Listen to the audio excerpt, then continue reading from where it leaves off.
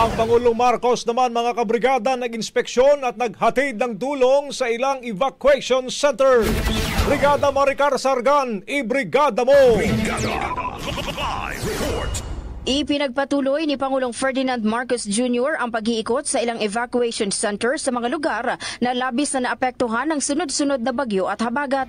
Kasabay ng kanyang pagbisita sa Tanza National High School sa Navotas na ginawang evacuation center ng lagpas 100 pamilya. Namigay rin ng ayuda si Pangulong Marcos kasama ang Department of Social Welfare and Development.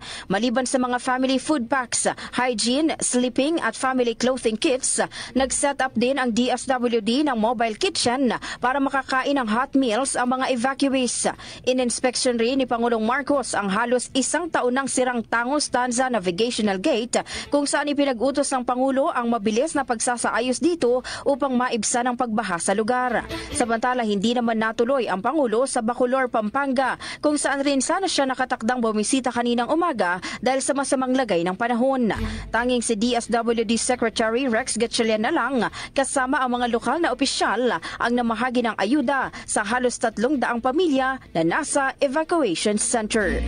In the heart of changing lives, ako si Brigada Maricar Sargan ng 105.1 Brigada News FM Manila, The Music and News Authority. Ang bahaging ito ay hatid sa atin ng Maxan Mangosteen Santon Coffee. Max Healthy, Max Sarap.